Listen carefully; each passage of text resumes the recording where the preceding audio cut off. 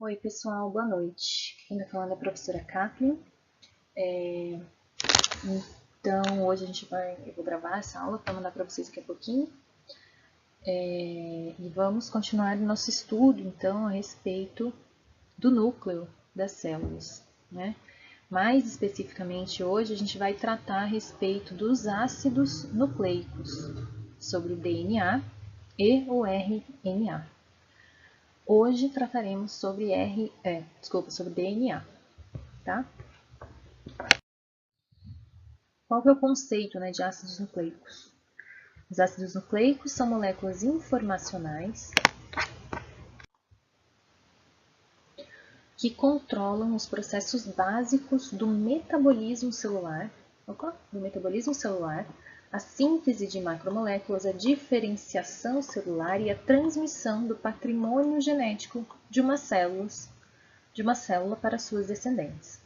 Então, como que o ácido nucleico controla o metabolismo celular? Porque é a partir do ácido nucleico que são sintetizadas as enzimas que participam do metabolismo celular, certo? Então, para que a célula funcione adequadamente, é necessário que as enzimas estejam presentes, realizando o catabolismo de reações químicas, para que as reações químicas aconteçam de forma mais rápida e assim a célula sobreviva, reaja às diversas situações pela qual ela está passando, né? Então, os ácidos nucleicos têm a informação para fazer a síntese de diversas macromoléculas, tá? Não, claro, a partir do DNA são produzidas proteínas, dentre elas as enzimas, tá? Proteínas. Só que a partir do momento que enzimas dependem, proteínas, a partir do momento que enzimas dependem da síntese do DNA, a síntese de todas as outras macromoléculas, como carboidratos, lipídios, e o que mais? Isso, carboidratos e lipídios é dependente de enzimas. Então, são enzimas que são produzidas a partir dos ácidos nucleicos que sintetizam carboidratos e lipídios úteis para a célula. Então, todo o metabolismo da célula, a síntese de macromoléculas, é dependente dos ácidos nucleicos, assim como a diferenciação celular, que são aquelas diferenças que existem entre células que compõem o corpo animal. A transmissão e, lógico, a transmissão do patrimônio genético. A gente viu lá na aula passada o que é o genótipo, né? Que são a organização dos cromossomos e que a alteração dos cromossomos leva a alterações genéticas nos indivíduos. A gente também falou a respeito dos genes que estão inseridos no DNA e que são responsáveis pelas características morfológicas de cada ser vivo. Então, por isso, os ácidos nucleicos são responsáveis pelo patrimônio genético de cada célula, certo? Patrimônio genético que é passado de uma célula para as outras, tá bom? Então, esse é o conceito de ácidos. Então, inicialmente, os ácidos nucleicos foram descobertos dentro do núcleo das células, dentro do núcleo, e daí deriva o seu nome, ácidos nucleicos, derivados do núcleo das células, né? Então, o que é o DNA? Como que se escreve DNA? Eu faço a sugestão de que vocês peguem um papel neste momento e escrevam.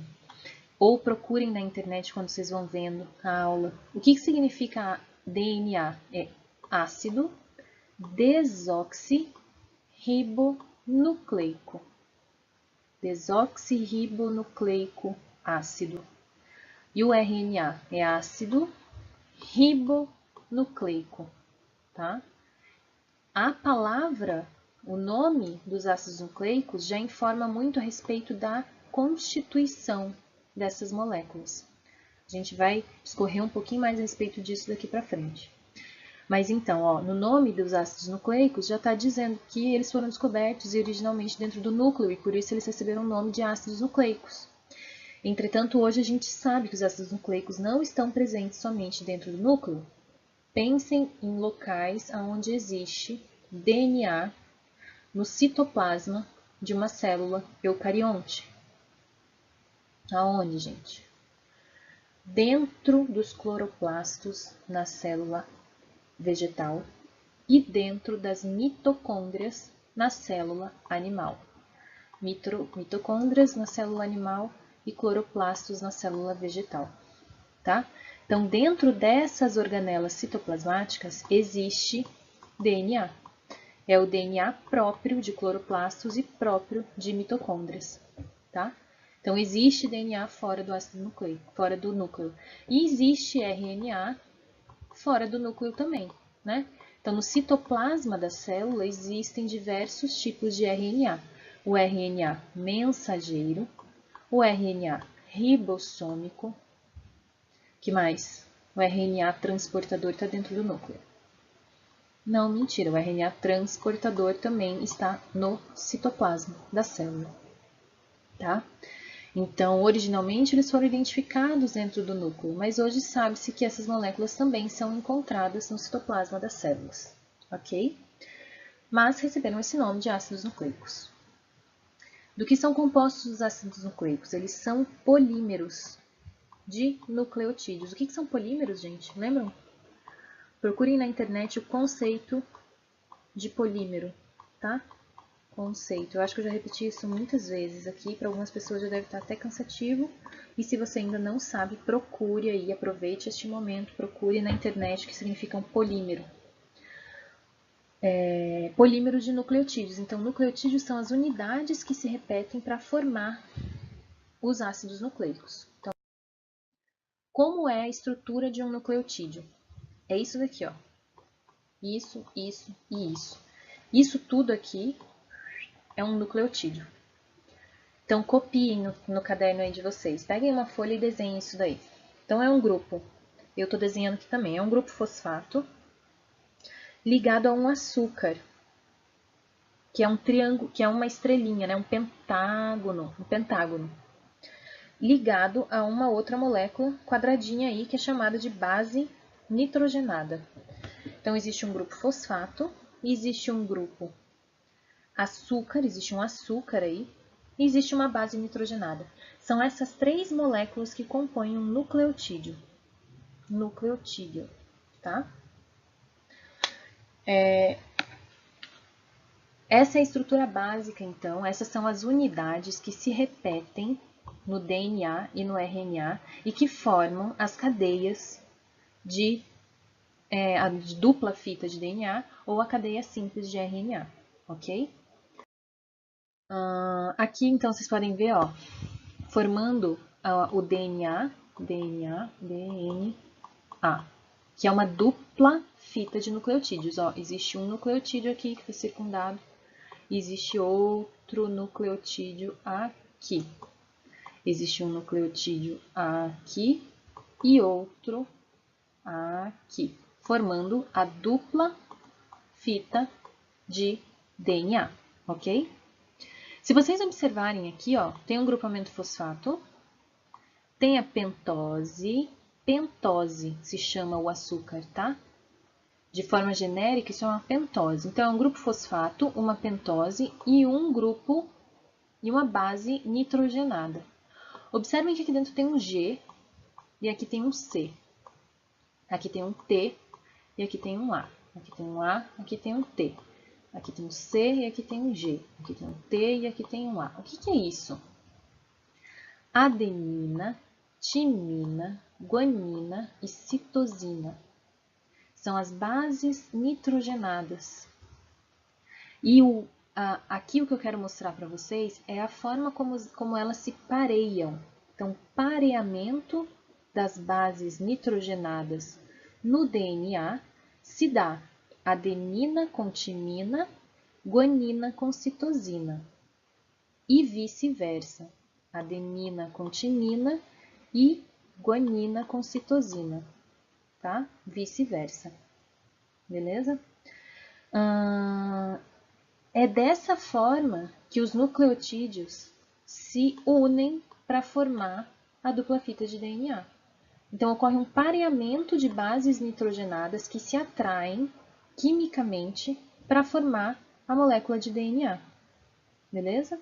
Aqui tem umas outras formas de representar, né, a molécula de DNA que vocês podem encontrar por aí. Então, olha só, a dupla fita, né, ela é enroladinha, a gente já falou na outra aula, quando a gente estava tratando a respeito de cromossomos, né, a gente falou da cromatina, que ela se enrola, que ela é toda enroladinha e ela pode se compactar, formando cromossomos. Então, a cromatina nada mais é do que uma dupla fita de DNA, né? Se a gente observar ela bem de perto, a gente vai ver que ela é uma dupla fita de DNA, tá bom? Então, guardem essa informação importante. Pareamento das bases nitrogenadas no DNA. T com A, C com G. É o que vocês vão ver a maioria das vezes por aí. Isso é importante. Então, o grupo fosfato que compõe os nucleotídeos, ele é igual para todos os nucleotídeos. E, além disso, ele é igual para DNA e RNA. DNA e RNA. Tá? Então, o grupo fosfato é o mesmo. Grupo fosfato. Duas formas de representar, né? Então, aqui está a estrutura química, né? Desse lado aqui tem a estrutura química de um nucleotídeo. Esse é o grupo fosfato. Aqui vocês têm o açúcar, a pentose. E aqui vocês têm uma base nitrogenada, que no caso é a adenina, tá? Adenina, uma base nitrogenada, como é a carinha dela. Mas vamos por parte. O grupo fosfato, então, é o mesmo para DNA. O que é importante saber do grupo fosfato? O grupo fosfato é essa molécula aqui. Antes de se ligar ao nucleotídeo, o grupo fosfato ele é um ácido fosfórico. Quando ele se liga à molécula de DNA, e o DNA é colocado em solução, o ácido fosfórico perde os íons hidrogênio, tá? O íon hidrogênio vai parar no meio da solução aquosa, a água, onde está diluído o DNA, tá? Vai parar lá no meio da solução aquosa, onde está o DNA. Quanto maior a concentração de íons H+ em uma solução, mais ácido é o pH da solução. Então, quanto maior a concentração de íons H+ em uma solução, menor é o pH. Quanto menor o pH, maior a acidez da solução. A acidez da solução. Ok? Beleza? Então, é por isso que os ácidos nucleicos são chamados de ácidos nucleicos, porque eles têm um caráter ácido que é proveniente do grupo fosfato, que perde os hidrogênios para a solução na qual os nucleotídeos estão diluídos. Então, pensa no DNA, pensa dentro do núcleo, pensa o nucleoplasma. Olha quanto nucleotídeo tem lá dentro. Como será que é o pH do núcleo? O pH do núcleo é um pouco mais baixo do que o pH do citoplasma, justamente porque esses nucleotídeos acabam perdendo os íons de hidrogênio. Ok? Beleza? De qualquer forma, o grupamento fosfato então é igual para DNA e RNA, e ele tem essa característica de perder os hidrogênios, dando a característica ácida do DNA e do RNA. Tá? Por isso são chamados de ácidos. Você sabe como se chama, como que é o nome por extenso do DNA? É ácido desoxirribonucleico. Então, a gente já viu o que significa o A e o que significa o N. DNA. O A é de ácido, né? Então, a gente já viu de onde que vem a acidez do DNA. O N é de núcleo. A gente já sabe que isso se refere ao fato dele ter sido encontrado pela primeira vez dentro do núcleo, mas que ele não existe somente dentro do núcleo. O D é de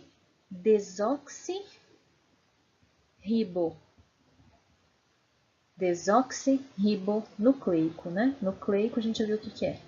Então, é um ácido desoxirribonucleico. Desoxirribose, na verdade, é o nome. Desoxirribose. O que são moléculas que têm terminação -ose mesmo? Como a glicose, são açúcares, né? Então, gente, essa pentose que forma o ácido nucleico, tá? No DNA, ela é a desoxirribose, E no RNA, o A e o N da molécula de RNA significam a mesma coisa que do DNA, só que o R do RNA significa ribonucleico, que na verdade é uma ribose. Então, compare a nomenclatura dessas duas palavras, desoxirribose e ribose. Ribose, com terminação -ose, é um carboidrato, um açúcar, né? Como a glicose, é um carboidrato. Agora, o DNA tem uma desoxirribose, ou seja, uma ribose desoxigenada, enquanto o RNA tem uma ribose, que é uma ribose oxigenada, né? Digamos assim. Então, olha só, os açúcares são pentoses, tá? Por que são pentoses? Porque são formados por 5 carbonos, 5 átomos de carbono. Por isso que tem que a gente fez aquele desenho do nucleotídeo com uma ribose em forma de pentágono, né? Em forma de, meu Deus, em forma de pentágono, assim, tá? Por quê? Em cada extremidade dessa aqui tem um carbono ligado, tá? Então, a gente conta os carbonos. 1, 2, 3, 4, 5. 5 carbonos. É uma pentose, tá? É um açúcar. Os açúcares, eles diferem entre DNA e RNA, como a gente viu. No RNA, a gente tem uma ribose e no DNA, a gente tem uma ribose desoxigenada. Então, olha só a molécula desses carboidratos. Desoxirribose, porque um hidrogênio desse açúcar perdeu um oxigênio. E é o açúcar presente no DNA. Olha a carinha da desoxirribose. Prestem atenção nesse hidrogênio que está em vermelho aqui. Agora, a ribose, que está presente no RNA, olha a carinha aqui. Olha esse hidrogênio aqui, ele está ligado com o oxigênio, tá? Então, essa é a diferença entre os açúcares presentes no DNA e no RNA. No DNA existe uma pentose que perdeu um hidrogênio, ok? Enquanto no RNA tem uma ribose que é oxigenada. Essa é a diferença dos açúcares entre DNA e RNA, ok?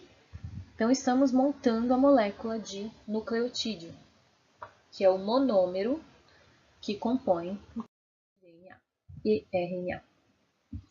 Base nitrogenada, vamos para outra parte agora. A gente viu o grupamento fosfato, que é igual para todo mundo. A gente acabou de ver as pentoses, que formam o açúcar, né, que compõe DNA e RNA. Aqui é o grupamento fosfato, vou colocar um P. E agora a gente está indo para essa outra parte do nucleotídeo, que é a base nitrogenada, tá?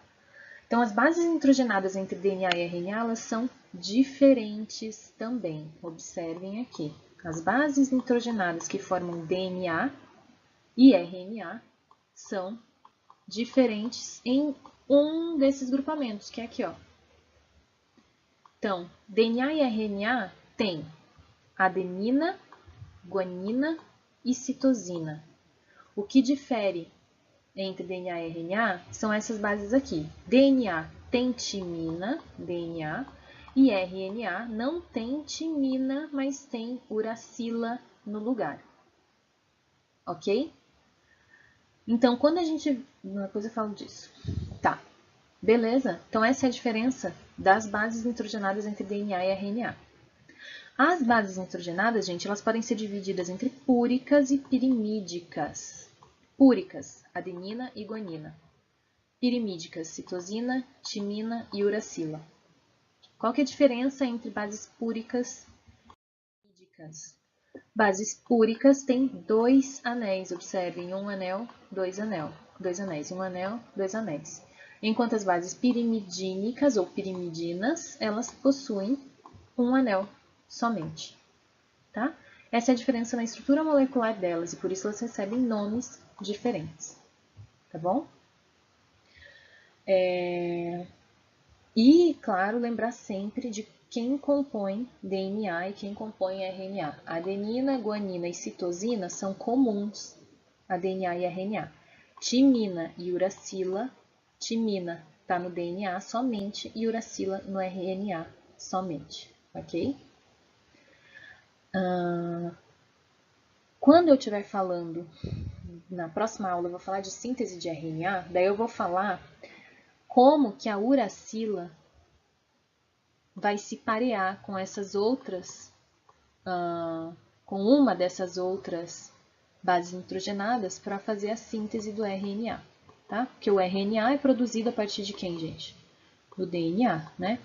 Então, a ordem natural para a formação de uma proteína é DNA, que forma RNA, que posteriormente forma uma proteína, certo? Então, o DNA tem aquele pareamento de bases nitrogenadas, C com G e T com A. No RNA, muda. Então, uma das fitas de DNA é lida para produzir o RNA, tá? E daí ocorre um pareamento das bases nitrogenadas que compõem os nucleotídeos do RNA também, aqui, para formar essa fita de RNA. E daí a gente vai ver na aula que vem quem pareia com quem para formar o RNA, beleza? Então, olha só, os nucleotídeos do RNA. Tem um grupo fosfato e os nucleotídeos de DNA tem grupo fosfato. RNA, a pentose, é uma ribose. No DNA, a pentose é uma desoxirribose. As bases nitrogenadas do RNA, o que muda? Uracila. Adenina, citosina, guanina são semelhantes. Adenina, citosina e guanina, semelhantes. O que muda? No DNA tem timina, no RNA tem uracila. Ok? Então, essa é a estrutura. Esses são os nucleotídeos que compõem DNA e RNA. Hoje nós estamos falando somente sobre DNA. Tá? Na verdade, a gente está falando um pouquinho de RNA também, mas o principal foco hoje é o DNA. Tá? Então, olha só, como que é formada a fita de DNA? A de RNA também. A ligação entre os nucleotídeos a ligação entre os nucleotídeos forma as fitas de DNA e RNA. A ligação entre os nucleotídeos é do tipo diéster fosfato entre os carbonos 3' e 5' do açúcar, da pentose. Tá? Então, olha só, observem aqui essa figura. Terminal 5'. Como que a gente numera os carbonos da pentose? Esse aqui é o 1, esse aqui é o 2, esse aqui é o 3, esse aqui é o 4 e esse aqui é o 5, é o quinto carbono da molécula de açúcar, tá? Bem, a ligação, ó, se vocês forem observar, a ligação de um nucleotídeo. Cadê o nucleotídeo, professora? Tá aqui, ó. Isso aqui é um nucleotídeo. Na verdade, aqui. É o 4, aqui. Isso é um nucleotídeo. Isso é outro nucleotídeo. Tá? Então, um nucleotídeo se liga com outro nucleotídeo através de uma ligação do tipo diéster fosfato. Liga um fosfato de um nucleotídeo, desse nucleotídeo aqui, com o carbono 3' dessa pentose aqui, tá? Do próximo nucleotídeo. Então, disse que a ligação entre os nucleotídeos ocorre entre os carbonos 3' de um e 5' do outro, porque o grupo fosfato está ligado aqui a esse carbono 5', então o carbono 5' faz ligação com o fosfato, que faz ligação com o carbono 3' da outra pentose. Então, esse é o tipo de ligação que ocorre entre os nucleotídeos para formar a molécula de DNA e de RNA. A molécula de DNA é comparada com uma escada. Olha só, a gente tem dois braços de escada. Onde estão os nucleotídeos, professora? Aqui, ó, um nucleotídeo. Aqui, cadê o grupo fosfato dele? Tá aqui. Um nucleotídeo, dois nucleotídeos. Tá? Dois nucleotídeos.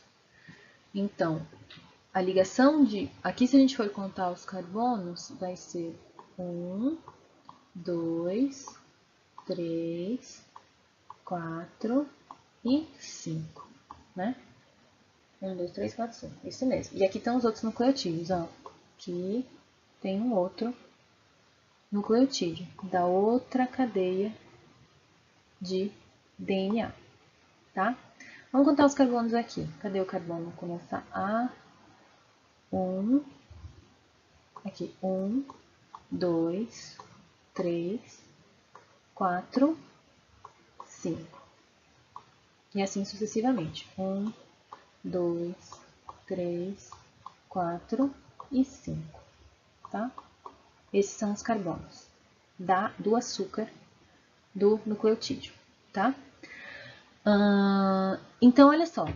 A gente pode comparar a estrutura do DNA como uma escada, tá? Compondo os braços da escada, vamos desenhar aqui uma escada. Isso. Compondo os braços da escada, a gente tem a ligação fosfodiéster entre os nucleotídeos. Fosfodiéster, que é essa ligação aqui, né? Ligação fosfodiéster entre os nucleotídeos, tá? Então, formando os braços da escada, ligações fosfodiéster entre os nucleotídeos. E formando os degraus da escada, gente, a gente tem as pontes de outro tipo de ligação, que são chamadas pontes de hidrogênio.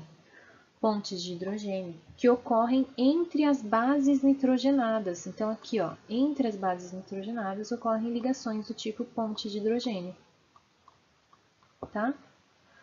E são essas ligações que formam as escadas da dupla fita de DNA.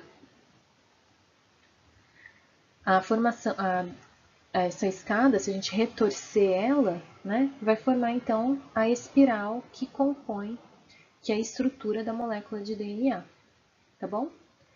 Se vocês observarem, gente, entre um nucleotídeo e outro, aqui, ó, vamos observar,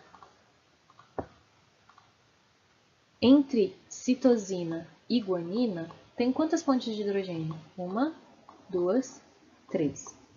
E entre adenina e timina tem 1, 2 pontes de hidrogênio. Então, o número de pontes de hidrogênio entre essas moléculas difere. Entre essas bases nitrogenadas é diferente. Isso tem implicância onde? Implica que a ligação entre adenina e timina ela é mais fraca. A ligação entre citosina e guanina é mais forte. É necessário mais energia para quebrar essa ligação do que essa aqui. Tá? A gente já vai discutir mais lá para frente onde isso se aplica. Beleza? Nesse momento, saibam que essa ligação aqui, mais fraca. Essa aqui, mais forte. Entre citosina e guanina, mais forte. E adenina e timina, mais fraca. Ok?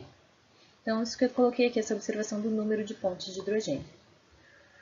Além disso, gente, o grupo fosfato, ele tem carga negativa. Então, ele acaba ficando para fora da molécula de DNA. Então, essas estruturas aqui, esse fosfato e esse fosfato aqui, eles se repelem, tá? Então, ocorre uma repulsão, o grupo fosfato fica para fora. E, ao mesmo tempo, ocorre uma atração entre as bases nitrogenadas. Elas se atraem através de pontes de hidrogênio e fazem a ligação da fita de DNA, formando assim a fita de DNA, dupla fita de DNA. Beleza? Olha só. Citosina está em azul. Citosina pareando com o verde, guanina. Adenina em amarelo, pareando com a timina em vermelho. Retorcendo essa fita, né? Então, do que é formado isso daqui mesmo? Essa estrutura aqui, curvadinha assim, são as ligações fosfodiéster entre a pentose e o grupo fosfato, né? Entre as pentoses e o grupo fosfato. Formando essa parte interna da estrutura do DNA estão as bases nitrogenadas, que fazem ligação de qual tipo? Pontes de hidrogênio, ok? Essa é uma molécula de DNA. Essa daqui é uma molécula de RNA. Ela é uma fita simples, torcida em espiral também, tá? O RNA ele acaba recebendo a ligação aqui com algumas proteínas nessas extremidades aqui para evitar que ele se dobre sobre ele mesmo, ou que ele pareie com outras partes da própria molécula de RNA, tá? Bom, mas isso eu vou falar também mais para frente um pouquinho. Tá bom, gente? Então, essa é a diferença aqui entre fita de DNA e RNA. A fita de DNA é uma dupla fita e a de RNA é uma fita simples. O DNA está presente somente no núcleo e também nas mitocôndrias e nos cloroplastos. Já falamos sobre isso. Função do DNA. Ele contém os genes responsáveis pela herança biológica, que é passada para os descendentes. Os genes codificam o RNA. Então, o RNA, todos os tipos de RNA são provenientes de genes presentes no DNA. As duas cadeias de nucleotídeos são complementares, então, citosina pareia com guanina, adenina pareia com timina, citosina com guanina ou guanina com citosina, né? Vice-versa. Exceção, vírus, que eles possuem uma fita simples de DNA. Alguns vírus têm somente uma fita de DNA. A direção, olhem só isso aqui, a direção da ligação de éster fosfato de uma cadeia de DNA é inversa em relação à da outra cadeia. Por isso, as cadeias são chamadas antiparalelas. Então, vamos lá. Vamos contar os carbonos da pentose, né? Então, aqui eu tenho o carbono 1, aqui eu tenho o carbono 2, aqui eu tenho o carbono 3, aqui o 4 e esse aqui é o 5. Vamos contar do outro lado aqui, do outro nucleotídeo, do outro lado da cadeia. Esse daqui é o 1, esse daqui é o 2, a extremidade aqui, né, gente, é o 3, essa pontinha aqui é o 4 e esse aqui é o 5º. Vocês perceberam que aqui eu conto 1, 2, 3, 4, 5, 5 vem para baixo. Aqui eu conto 1, 2, 3, 4, 5, 5 fica para cima, tá? Então, a extremidade livre nessa fita é a 3', enquanto a extremidade livre nessa outra fita é a 5'. Então, essa fita rosa, ela vai no sentido 5', 3', enquanto essa fita azul, ela tem o sentido 3', 5', se a gente observar elas, né, no mesmo sentido. Ou 3 de cima para baixo, 3', 5', e aqui 5', 3'. Isso é dito que por isso essas fitas são chamadas de antiparalelas, porque os carbonos livres na extremidade da fita do mesmo lado, eles são opostos, é um carbono 3' aqui e é um carbono 5' aqui. Tá, professora, mas por que eu preciso saber isso? Você precisa saber isso porque no momento que ocorre a replicação do DNA ou a transcrição para RNA, esse sentido importa, tá? A fita de DNA, ela é sempre lida, eu acho que é o próximo. Olha só, a fita de DNA é lida sempre no sentido 3', 5'. A fita de RNA transcrita ou a fita de DNA replicada é sempre produzida no sentido 5', 3', tá? Então, olha só, aqui a gente está fazendo, aqui é uma dupla fita de DNA. Dupla fita de DNA. Essa fita é a 5', 3'.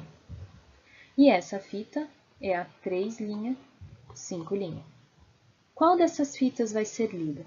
Vai ser lida qualquer uma das duas. Entretanto, sempre vai ser lido de um lado 3' para o lado 5'. Para formar uma molécula, aqui no caso RNA, essa molécula aqui que está sendo formada é de RNA mensageiro, ela sempre vai ser formada no sentido 5', 3'. Olha só, 5', 3'. E vocês percebam também que essas fitas que são formadas, elas também são formadas no sentido antiparalelo, né? Opa, na verdade, peraí. Vocês conseguem detectar o meu erro aqui, neste momento? Essa fita aqui é uma fita de RNA, essa que está sendo produzida aqui. Não é de RNA, é de DNA. Por que eu sei? Por causa das bases nitrogenadas que estão postas aqui. Né? As bases nitrogenadas que compõem esse nucleotídeo. G pareando com C, A pareando com T. A gente tem timina na fita de RNA? Não, a gente não tem timina na fita de RNA, então a fita que está sendo formada aqui é de DNA. E não existe DNA mensageiro, então é somente uma fita de DNA. Qual que é o processo que está acontecendo aqui então, gente? Processo de replicação. Nossa, péssimo. replicação do DNA. Então, provavelmente essa célula aqui, né, imaginamos que isso aqui seja uma célula, ela vai passar pelo processo de divisão celular, que nós vamos tratar mais adiante. Beleza? Então, aqui está acontecendo a replicação do DNA, esse processo aqui de replicação. Bom, então daí vocês podem ver, gente, quando vai replicar o DNA, os nucleotídeos vão sendo adicionados na molécula de DNA, no sentido 5', 3', e eles vão sendo pareados, né? Então, o nucleotídeo guanina pareia com citosina, adenina com timina, citosina com guanina, guanina com citosina, T com A com T, T com A, T com A, C com G, C com G, A com T, G com C, C, C, G, G, T, T, C, G, C, G, A, T, T. Esse é um exercício que vocês devem praticar, ok? Eu vou fazer um exercício com vocês em sala de aula sobre isso, beleza? Mas então saibam como ocorre o pareamento dos nucleotídeos na fita de DNA, beleza? E vocês precisam saber o sentido em que é lida uma fita de DNA e o sentido em que é produzida uma fita de RNA e uma fita de DNA, tá bom? Fitas são antiparalelos. O número de pontes de hidrogênio entre os nucleotídeos. Por que era importante vocês saberem? Porque existe um procedimento laboratorial que se chama reação em cadeia da polimerase. Já ouviram falar sobre isso? Reação em cadeia da polimerase. O que é isso? É um processamento de DNA que serve para amplificar ou ampliar o número de cópias de DNA que existe em uma amostra. Então, por exemplo, cena de um crime. É encontrado fio de cabelo de diversas pessoas. Os diversos suspeitos deverão fornecer amostras do seu DNA. Por exemplo, saliva, células da boca, né, que nem vocês fizeram lá. Vocês não extraíram células da mucosa da boca de vocês? Não tinham células com núcleo naquelas, dentre as que vocês avaliaram? Dentro do núcleo não tem DNA?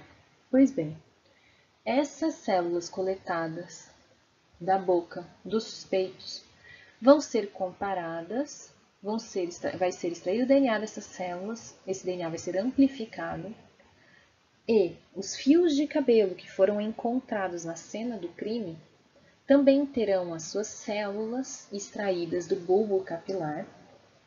O DNA dessas células vai ser amplificado, vai passar por um outro processamento para aparecer bandas de DNA, e aí vai ser comparado o DNA de suspeitos com o DNA dos fios de cabelo encontrados na cena do crime. E dessa forma você consegue descobrir quem estava presente na cena do crime. Pois bem, gente, o processo de amplificação do DNA se faz através dessa reação em cadeia da polimerase, que vem do inglês, né? Polymerase Chain Reaction, tá? O que acontece? Para amplificar o DNA, as células, a amostra, ela é colocada dentro de um aquecedor, tá? Um aquecedor junto com outros nucleotídeos e algumas enzimas. O que acontece? Esse aquecedor, ele aquece a amostra a determinadas temperaturas, por exemplo, 95 graus. 95 graus causa a separação da dupla fita de DNA. De 50 a 70 graus ocorre o alinhamento de primers para iniciar a produção de uma fita de DNA. E em 72 graus, a enzima polimerase polimeriza a molécula de DNA, formando a dupla fita novamente. Então, no início dessa reação, a gente tinha uma fita somente de DNA. Passa por todas essas alterações aqui de temperatura, algumas enzimas reagem com a molécula de DNA e forma-se uma dupla fita de duas duplas fitas de DNA, tá? Acontece que, conforme você vai aquecendo, desnaturando o DNA, as primeiras ligações que se desfazem aqui são as ligações que têm duas pontes de hidrogênio, que são as ligações entre adenina e timina, tá? As ligações entre citosina e guanina, elas são mais resistentes e elas permanecem unidas por mais tempo. Então, precisa de uma temperatura de 95 graus para desnaturar o DNA por causa das ligações entre citosina e guanina, que são mais fortes. Em temperaturas mais baixas, você já consegue desnaturar a ligação entre timina e adenina. Beleza? Então, por isso que é importante saber qual ligação é mais forte. Sabe-se, então, que o DNA precisa aquecer até 95 graus nesse tipo de exame aqui, na reação em polimerase da cadeia, reação em cadeia da polimerase, para que ocorra a separação das bases nitrogenadas de citosina e guanina, tá bom? Essa que é a importância. Então, quais as bases que se desligam primeiro? Timina e adenina, entre timina e adenina. Mas precisa aquecer o DNA até 95 graus para ele desnaturar completamente. E daí se desfaz a ligação entre citosina e guanina. Beleza? Então, para que reação em cadeia? Um PCR, né? Vocês já devem ter ouvido falar em PCR. Para que é usado um PCR? Para amplificar o número de cópias de DNA em cenas de crime, para investigação forense, para você identificar quem são os suspeitos, quem é o criminoso. Plasmídios para inserção em bactérias. Vocês já ouviram falar sobre como é feita a produção de insulina para uso no ser humano? Hoje, há muito tempo atrás, a insulina era extraída do pâncreas do porco. Por quê? Porque a insulina do porco é muito semelhante à insulina humana. Entretanto, ainda assim causava um pouco de reação alérgica nas pessoas que usavam a insulina do porco. Então, os farmacêuticos deram um jeito, né, os bioquímicos, bolaram um jeito de produzir uma molécula de insulina mais pura. O que eles conseguiram fazer? Inseriram plasmídios. Lembram que são plasmídios? Aquela forma que as bactérias se replicam, que elas passam o material genético uma para outra na forma de plasmídios, lembram? Pois bem, os cientistas conseguiram desenvolver plasmídios para inserir em bactérias que são cultivadas em plaquinhas, tá? Então, eles inserem esses plasmídios de insulina dentro do DNA da bactéria e a bactéria começa a produzir a insulina, tá? Depois é feito, mata-se, obviamente, essas bactérias, extrai as proteínas presentes nesse homogeneizado de bactérias e purifica a amostra para tirar somente a insulina, e essa insulina é que é usada, na grande maioria das vezes, hoje pela população, tá? Então, uma insulina proveniente de bactérias e não mais do porco somente, tá? O PCR também serve para fazer identificação de infecção viral, infecção por HIV, infecção por HPV, vírus da hepatite B, hepatite C, tá? Se vocês lembram, não sei se vocês já ouviram falar que pessoas com HIV, elas podem estar infectadas e não transmitindo a doença. Ou elas podem estar infectadas e transmitindo a doença. O que significa isso?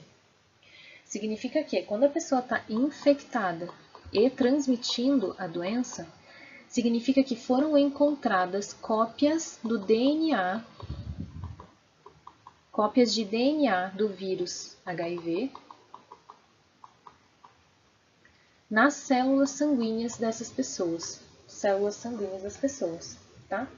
Quando a pessoa está infectada, mas não está transmitindo, significa que não foram encontradas cópias do vírus no sangue. Então significa que essas pessoas infectadas que não estão transmitindo o vírus, elas têm o vírus, elas são infectadas, mas elas não possuem células sanguíneas com HIV, tá? Então, significa que elas não estão transmitindo nesse momento, tá? Vamos corrigir uma coisa aqui. O vírus do HIV ele é um vírus RNA, do tipo RNA. Ele insere o RNA dele nas células sanguíneas, nas células do sistema imunológico, tá? E elas possuem, junto com o material que o vírus insere na célula, ele tem o RNA e ele tem uma enzima chamada de transcriptase reversa. Essa enzima ela faz com que o RNA seja transcrito de forma reversa em DNA. E aí esse DNA se insere no DNA da célula sanguínea. Tá bom? É assim que o vírus do HIV infecta as células sanguíneas. Ele é um vírus RNA que tem uma enzima chamada transcriptase reversa, que induz a célula a produzir DNA, e o DNA dessa célula, desse vírus se insere nas células sanguíneas. Enfim, tá? Como que sabe, então, se a pessoa está infectada e transmitindo ou se ela não está transmitindo? Através de um exame de PCR. Então, são coletadas as células sanguíneas e é feito o exame de PCR nessas células sanguíneas. Se der negativo, significa que não foram encontradas cópias do vírus HIV nas células sanguíneas. Se der positivo, significa e a pessoa não está transmitindo, não transmite. Se der positivo, significa que foram encontradas cópias do vírus HIV nas células sanguíneas dessa pessoa. Então, ela está transmitindo a doença. E aí entra com aqueles combos, né? Com aqueles combos de medicamentos para diminuir a carga viral da pessoa. Beleza? Então, para isso que serve o PCR, tá, gente? Tem diversas utilidades. Sem contar isso aqui são as aplicações práticas, né, do PCR. Na pesquisa também é utilizado para uma diversidade de fins. Ok? Bom, esse aqui é o assunto, a gente começa a falar de RNA, e eu vou deixar para tratar com vocês na próxima aula. Beleza? No final dessa aula aqui, tem alguns exercícios, tá? Eu vou deixar para vocês irem estudando, irem respondendo já o que trata a respeito de DNA. E na próxima aula a gente continua falando de RNA. Beleza, gente? Bom trabalho, bons estudos aí, um bom feriado para vocês. Se cuidem. Até mais.